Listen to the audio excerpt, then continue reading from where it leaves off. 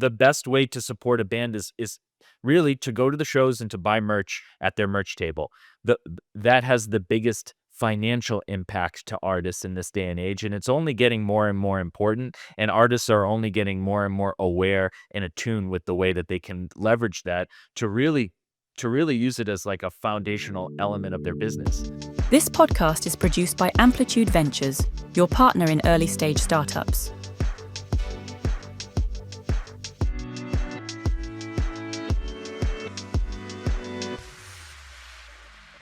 Today, Seamus Menihane, CEO and co-founder of Armada, takes us on how he went from touring artist to leading a 200-person team, what merch really means for an artist's brand, and the focus it takes to grow without losing your creative edge.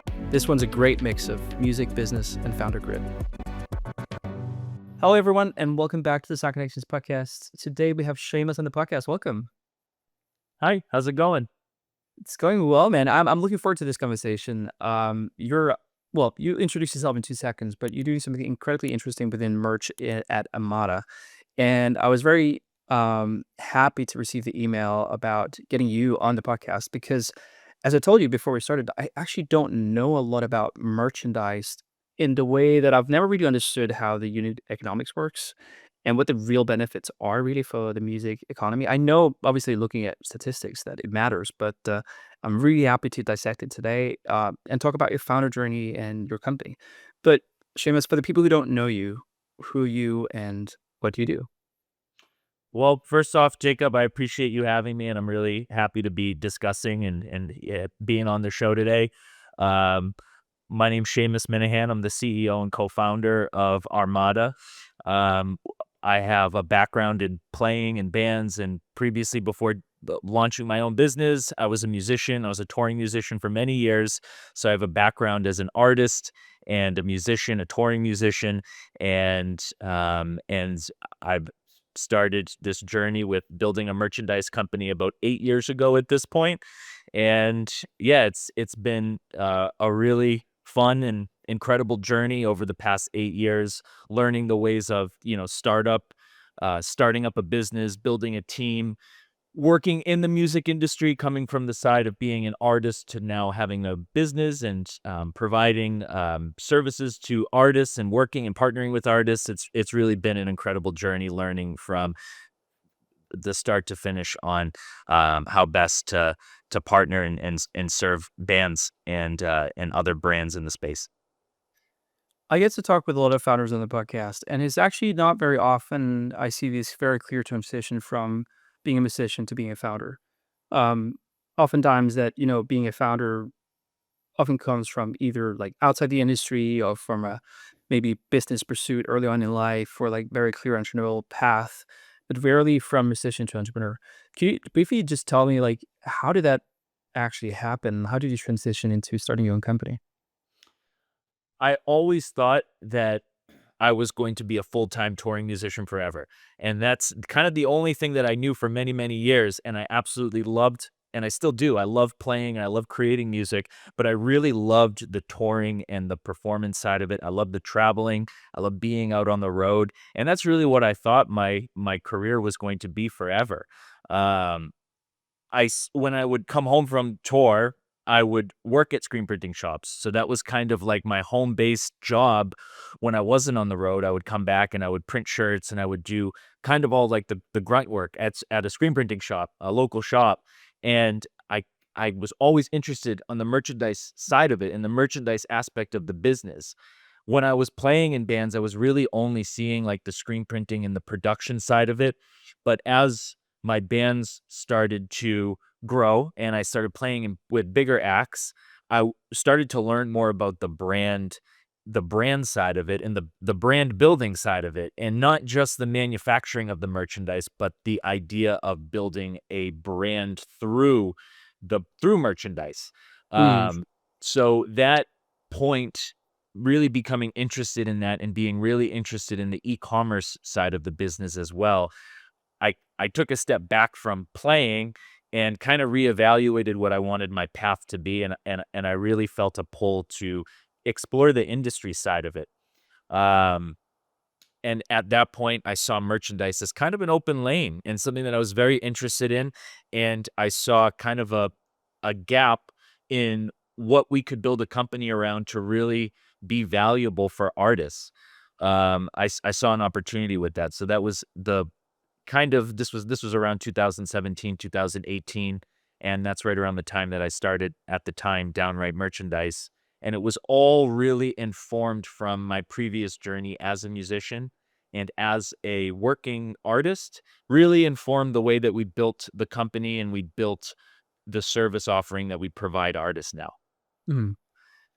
You sort of touch upon it with the brand building and such, but if you could dissect for listener and for me, what is the function and benefits of merchandising? It is it goes beyond just the manufacturing and the production side of it, and it really goes to investing in the brand and the physical product that represents your artistry. And I think that that is really where we come in and we not only advise but we provide real resources for artists to be able to do that.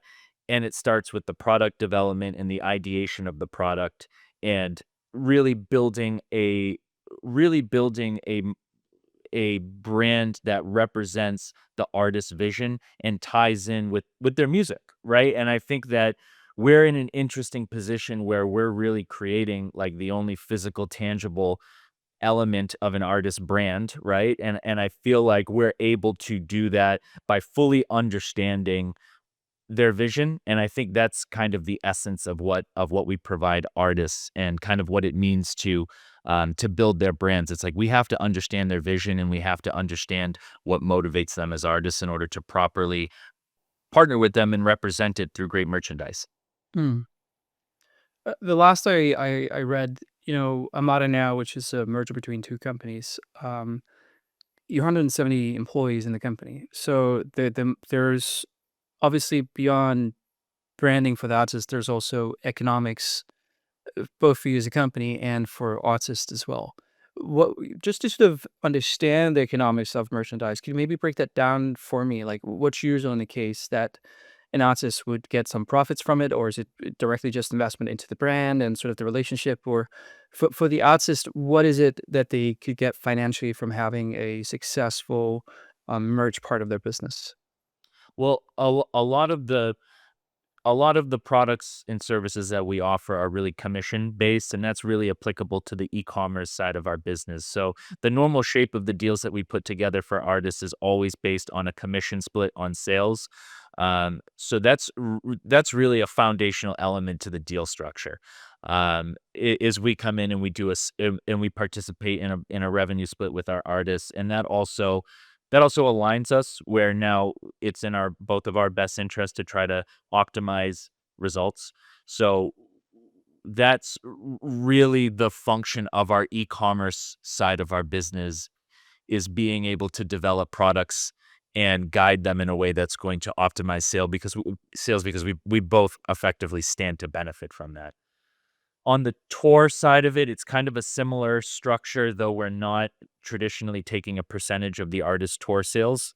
We are providing them with all of the product in bulk, and typically we're doing supply deals for our artists where we're printing and actively managing the amount of inventory that is sold on the road or that we're producing for them to sell on the road.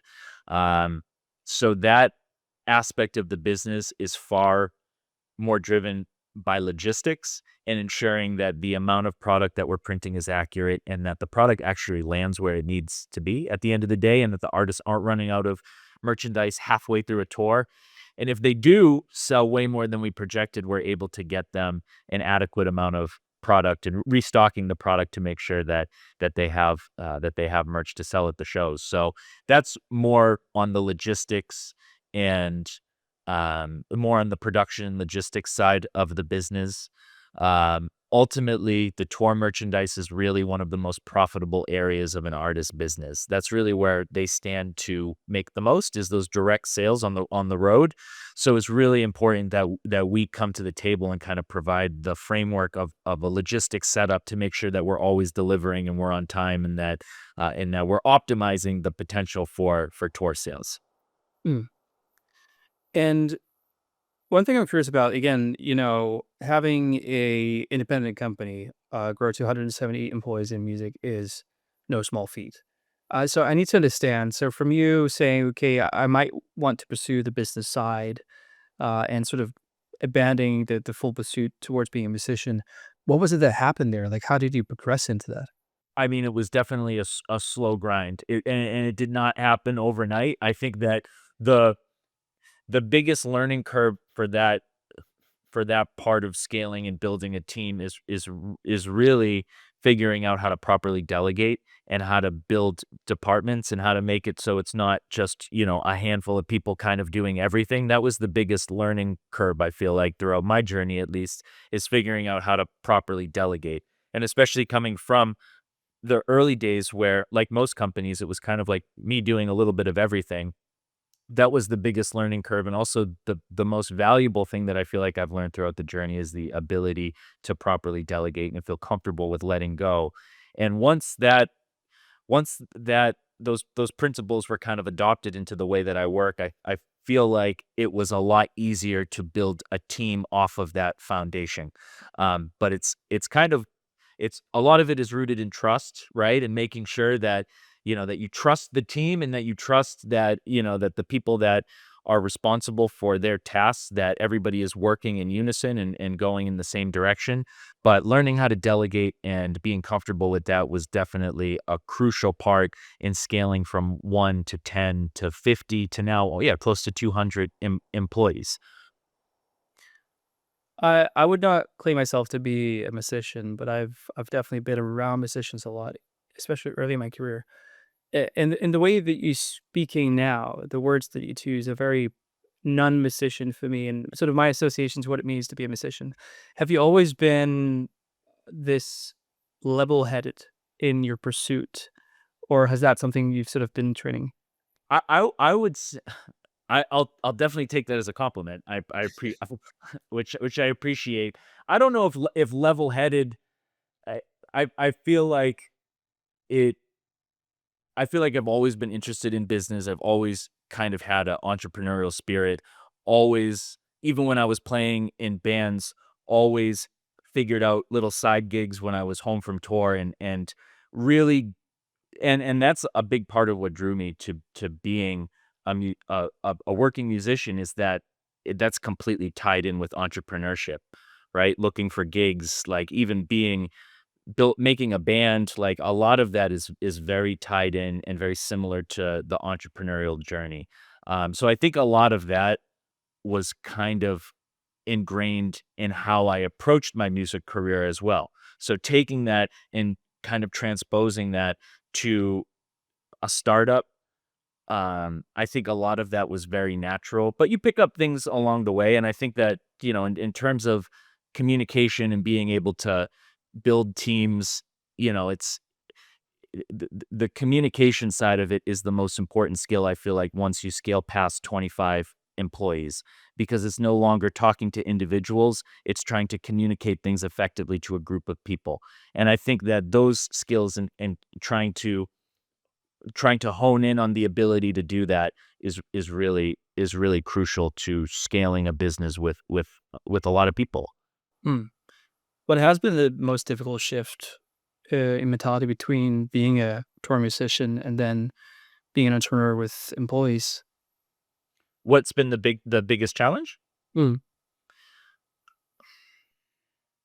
I think there's a inherent freedom with being a touring musician, and I think that there is a lot more accountability with having a company with a lot of people, and just running a team and making a business. There's a lot more accountability to people that are not just you, and like having the feeling of being responsible for employees, for clients, for vendors, for kind of everybody that's within your business's ecosystem is a lot. And adapting from just being solely focused on your musical output in your band to now kind of feeling like you have an ecosystem of people that kind of are participating in your vision is the biggest difference.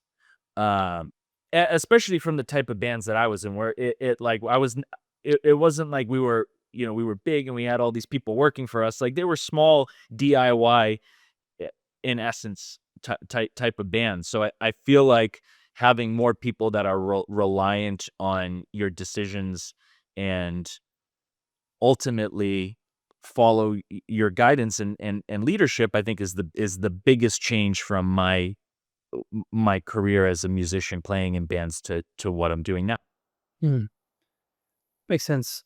I'm curious. When I was sort of preparing for this interview, one of the questions I had was the discussion between independent versus major, and obviously that exists across the whole value chain of music. But one thing I didn't really quite understand is what that actually means for merchandise. Because I know the live industry to a big degree, and I know it's a very complex mixture of many different interests and products and sales, and also a lot of things people wouldn't think about when they think about the live industry. But what is the power dynamics and conflict between the big majorly owned merchandising offerings and independents like yours? What's the difference? I think ownership of the product and ultimately the artist having control over their brand at the end of the day is a big component of our business in the way that we structure our deals. I think that a lot of the things that we're doing, a lot of the communication with bands and a lot of the services that we offer, they're dependent on communicating with artists and really having them be involved in their business. And I feel like a big shift that I see from the way that we do it, and as opposed to the way that I know a lot of the bigger businesses, major labels, kind of structured deals, is that the artist really retains a lot of control in the type of deals that we're presenting. And it's not really like signing away, blanket rights for your brand for a company to kind of do whatever they want with it. I feel like there's a lot more checks and balances in the way that our business is structured.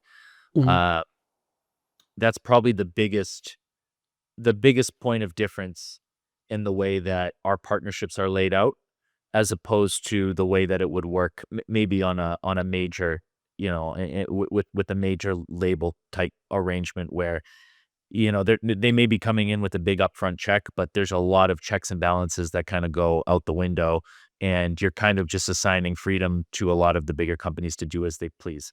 So I think the way that we approach it from an independent perspective, where we are fostering more of an essence of partnership with our clients, I think that that just leads for a little more hands-on control that they can establish and can ultimately participate in the growth of their brand as well, and feel like like they have a little more control, which Mhm. we received a lot of positive feedback that that's what a lot of artists are looking for. They want to remain in control of their brand and not just sign it away and kind of leave it at the behest of another company.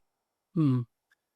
Because I can only assume that the merger between your original company, Downright Merch, and Overcast Merch, now is into Armada, was also for the purpose of being strong together in that whole ecosystem or choice of different players and deals.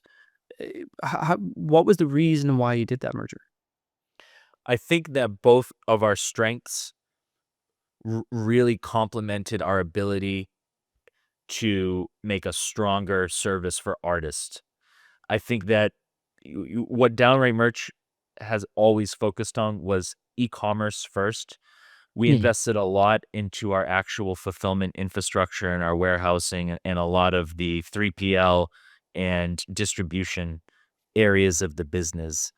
Um, because the business really came up throughout COVID, right? And we kind of rode the e-commerce boom from 2020 to 2022. I mean, it was really a sole focus on e-com. Mm. Overcast had more of a production and manufacturing background and foundation to their business, and the two areas being able to have hands-on oversight and control in two crucial areas of the business is really important to us. So I feel like that was really like the key thesis behind the merger, was that there are two areas of the business that are so important that we both have invested very heavily in and we feel like we both excel at, and being able to put them together is really the outline of where we found the value in pursuing a merge together.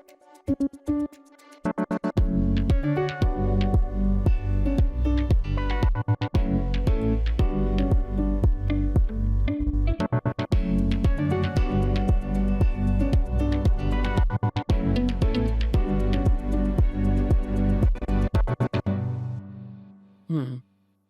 That can probably also be an interesting dynamic or change for founders and CEOs. There can only be one CEO in a new setup, and you're also, I would assume, faced with compromise when you do such a partnership. Um, how's that been for you? I feel like everybody figuring out what their strengths are in the business is the best way to make sure that when you do a merge like that, when it's really a merger of equals, making sure that everybody can isolate on their strengths, and we can bring that together to create a stronger force. I think that was a big part there was a big part of that. And also it's like, you know, we have to check egos at the door. We're all motivated to build a great company, and to grow, and to make, and really make our mark on the industry. And I think that sort of team environment is something that we kind of clicked into very naturally, especially all kind of being friends and being in a similar space in the industry. I think it was a really great team oriented combination. Um, and I think a lot of that, and a lot of the work that we had to do is figuring out, like, what are our strengths? What are the things that we come to work and we love doing every single day? And how can we structure our leadership team to really play to all of our strengths, and make us all feel very motivated that we have a clear path when we come to work every day. Like, that was a very important and very thought out part of the deal. Mm. I can imagine when you have such a, you need to cover so much area with tours and stuff, you guys don't need to be placed the same place. How are you guys distributed location wise? We're all over the place. So kind of all around North America. So we have some staff in Canada. We have our main two hubs are in Long Beach, California, and Methuen, Massachusetts. So that's really where the majority of our staff are. But we have, like I said, a handful of employees in Canada, small group of employees in Nashville, um, and we're kind of scattered throughout the Midwest as well. But it's relatively easy. Technology has made it so it's very easy to communicate with each other now, and it's not like, we have to wait. We're all on the same teams every single day. So, it's very easy to keep a clear line of communication, and it's actually nice having people kind of scattered around, because I feel like it gives us a much bigger footprint. And even like outside of the US, we have a small office in the UK, in London. We have an office in Mexico City. So really just being able to cast a wide net has really been a important part of our growth strategy. Hmm. No, it's interesting, and you can adapt a lot. Like, I'm I'm I'm only 32, so when COVID happened, I was still really trying to figure out my career. Not saying that I've found it completely yet, but Amplitude Ventures that I run, we're fairly decent sized team as well, around 80 people, and um, out of the 80 people, I've only met four of them in person. Like, life is just digital. Yeah. Like, my business partner, who I run the company with, he lives 15 kilometers from me. I only see him, like, twice a week, and normally he's at the office, which is literally, like, 5 minutes away, but I can't be bothered because I work better from home. So it's like it's a fun world. Like, it's really different from, Well, it used to be Up at least. of the exact opposite, I have to get out of the house every day at, like, 7:30. Like, I c if I and I've tried it, I've tried to be like, "Okay, today I'm gonna just try to." I have a home office set up, I think I'm gonna be productive and be I end up not wanting to work Oh, when I really? try to work from home. Yeah, I have to get out of the house first thing in the morning or my day is completely shot. Oh, yeah, okay. No, that's different, and, that's the beauty about the way they could be able to do it differently, and for me, also being a founder, that I think that's one of the luxuries, being able to really understand, like, what you need and try to make a day of that. Um, But it works different for different people. Everybody's different with that. I mean, we have a ton of employees that work from home, and it it it it's never been easier to do it, right? And it's like we're all using the same platforms. We're all in direct communication with each other all the time. So yeah. it's very reasonable and far more common now to run a company like that where there is where it's a hybrid remote schedule, and that's par for the course now. Mm. So, what is the path that you guys are taking now? Like, it's a pretty impressive size you've grown to, and now you have both the digital side and the physical side, with a lot of strength. Like, where do you see this going, and what is the growth opportunities for you guys? We're going to continue investing in our international expansion and being able to offer the same quality services to artists outside of North America, being able to service tours in the UK, EU, Australia, Asia, Mexico's. We really have a plan to offer the same level of service kind of worldwide. So that's kind of the biggest area that we're investing heavily in right now. Also, our actual distribution and fulfillment infrastructure is another area that we're continuing to invest heavily in, just building up our warehouse and the technology that we're using to get orders out the door faster, more accurately. That's another area that is ever changing, and that's a real focus area for myself. Um, and also the production side, which is kind of a similar mindset where there's there's always new equipment and there's new innovation in the garment decoration industry. So making sure that we're staying current and that we're always investing in equipment. That's really the main areas of focus right now. So it's really our core business, and I think um that's important for us to not lose train of sight of what we feel like we're good at right now. So I feel like we're really focused on investing and making our core business better. Good. Um, that's really across the board in all key areas of what we do. Hmm. As far as I understand, you guys have not taken on outside capital as you've grown the company, right? No, we haven't. And, the purpose of getting investors, which you don't have, is, of course, for someone to receive a return of investment within a reasonable time period. What is your goal? Like, where do you want to take this? What's the sort of financial outcome that you think could be good to achieve? I mean, there's a lot of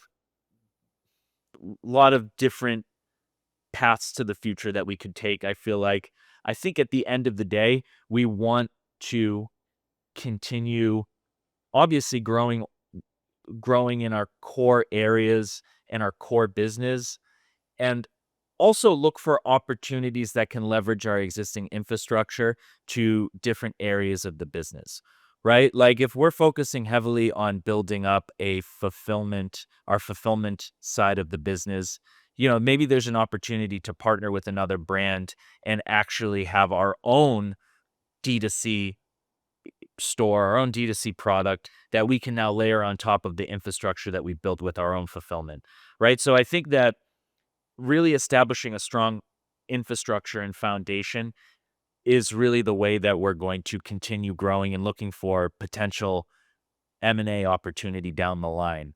Um, but I feel like right now we would really be doing our business a disservice by trying to stray outside of the core areas that deliver value to clients. And it's tempting sometimes because like especially as innovative entrepreneurs, you want to do everything. And it's really difficult to try to, to put the blinders on sometime and say, this is our these are our core strengths, and we should really focus on making them better and continuing to improve and not get sidetracked with other side quests that, might be might be areas of growth and opportunity, but may also present the risk of taking away from our ability to really excel and be terrific at one thing. Um, so maybe that's kind of a long-winded answer, but it's tough to look at what the future might hold when we just are very focused on being the best at what we currently offer clients right now. And who knows where that will take the business in 3 to 5 years. Um, I think we're early on in our career right now. If I were to say it's our goal to sell in 3 to 5 years, I don't know. I feel like we're still early on, and who knows what the future will hold for the business, because I think there's a lot more to achieve with the current setup that we have right now. Mm. Because I would also assume I have read some statistics on it, but I'm not sort of freshly reminded. The physical product, merchandise, and music, I would assume is also on the rise when it comes to expenditure and the economy around it. So this is not something that's just was 20 years ago, and then like this is something that's current and growing, right? I think we're riding the wave of that too, and I think we felt it the most during COVID, and I think that was really the jumping off point for downright merch at the time, was the fact that we kind of rode the wave of that initial big ecom boom in spring and summer of 2020. But yeah, looking at the metrics and the the overall consumption of merchandise and the growth of e-commerce, I think that ties directly into our small little niche of music Yeah. merchandise as well, and they're tied directly to each other. Maybe you could afford yourself, Seamus, 7 years ago, an advice. If you knew, well, if you wanted to let him know what he should do differently, what would that be? M- m- To my point earlier about staying focused on what you're good at, I feel like staying focused on the mission and the company vision and not getting distracted with other side quests is the advice I would give myself 7 years ago. Maybe not 7 years ago, maybe like 4 to 5 years ago, because I feel like once we kind of hit our initial growth spurt, we were really eager to continue growing and continue expanding. And I think we made a couple bets that were maybe outside of our core competencies. And I think we would have been best served to keep our capital invested in the core areas of our business. And again, it's very tempting. It's very tempting to look at, well, maybe doing this deal might be a fast track to another area, another area of the industry, or another market that could fast track our growth. But I think that being focused on improving what you're currently doing is important. Um, there's a really interesting book that I read called Good to Great by Jim Collins, and it's like the whole message behind the book is focusing on your core competencies and being great at the facets of the business that are most impactful and not straying from that. And I think that's actually an area where a lot of businesses fail, where they bite off more than they can chew and lose the core mission of the business. So that's probably the advice I would give myself 3 or 4 years ago. But and there's other things that, looking back, obviously there's a million things that we would have done differently, and and mistakes that we've made throughout the way. But I think to keep it at a high level and um just kind of big picture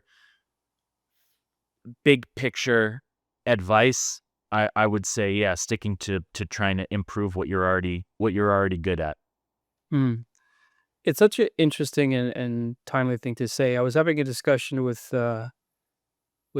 my business partner and then one of our partners in business today, and we talked about sort of ideas and This partner in business is also very much like me, like an innovator, like almost inventor type, which I've definitely fall into that category myself. And we were reflecting upon the last, 5, 10 years of entrepreneurship, and I was reflecting about my friends. I Early on in my life, I got some friends who were very much like myself, turned out to be entrepreneurs, and some of them incredibly successful today. And I was reflecting on one particular friend that I've always disagreed with because he's been this perfectionist, very focused person. Um, where, like, for example, he was also a musician, and when he was writing songs and producing albums, he was just taking like 2 years to make something finished. And I never understood it. I was always the opposite, like, write 100 songs. And now reflecting back, even I'm probably, successful in my own right. Looking at him, and like we had similar paths, and he's now the CEO of probably the most successful company in his field.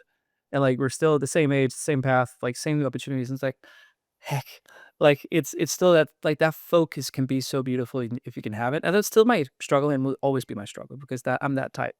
But it's so interesting and something I'm trying to now adapt into my sort of career and leading my companies. Just like I don't even know where to start to focus, and that's my struggle. But like there's so much good if you can find that. I'm still in the pursuit of it. Like what is Mm. it that actually the thing that you hone in on? But it's a journey. It's a curse and a blessing, I feel like, because if you have that creative instinct, a lot of that can really be beneficial in in growing your business and your entrepreneurial pursuit. But yeah, sometimes that you can get paralyzed by it too, because it's like the possibilities of what you can do are endless, and you got to pick one thing to do, right? Yeah. You got to pick one thing. So it's I definitely struggle with that myself. Um, so yeah, it's just and people just have different ways of approaching business, and it's tough when you have a million things to do and a million different opportunities. Just honing in on one and really having conviction that it's the right bet is it's not easy. No. No, it's not easy, but that's the path of entrepreneurship. And, to a big degree, also what this podcast is about is sort of shining the light of entrepreneurship within the music industry, because each niche has its nuance, and it's important to have both the entrepreneurial journey and the niche. Thank you so much for being on the podcast. Like it's it's still difficult for me to understand merchandise, but I think it's also because I've never been the one to buy much merch. I think, in all honesty, I think I've only bought one piece of merch my whole life. And it wasn't even merch, it was like a signed CD. But, like, that's the closest I have to it. But that does not sort of deduct any value to it. But what is it that you believe the people who buy merch, which I obviously don't fall into that category, Mhm. is getting a value from merchandising? I think that they're getting a direct connection to their artist through a tangible product. And I think that they also are eager to support their favorite artist by feeling like they're buying from them directly and that their dollars are going directly to their favorite band. And I think that they are in a lot of ways. Like the best way to support a band is really to go to the shows and to buy merch at their merch table. The That has the biggest financial impact to artists in this day and age, and it's only getting more and more important, and artists are only getting more and more aware and attuned with the way that they can leverage that to really use it as like a foundational element of their business. Um, so I feel like being able to foster that connection between fan and artist through great products that connects them closer, and being able to lean into the fact that the fans want to support their artists. They want to feel like they're participating in their career directly. Being able to be the bridge and the connecting tissue to that is really the foundation of what Armada is. And I think that ultimately it's a very important aspect of the business for artists to be aware of. And at the end of the day, we just want to bring value to them, and we want to support them, and we want to be involved in their careers and the longevity of them. Mm.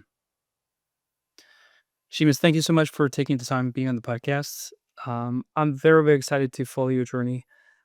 And as sort of a founder in this space, and we work a lot with music companies, I try to follow what's happening in music, and I'll definitely be following you guys because again, it's still like a new field for me, like to understand fully. And congratulations and successful so far, and hope it goes well Thank you next time. very much. Thank you for taking the time to talk today. This was really fun, and I appreciate you having me.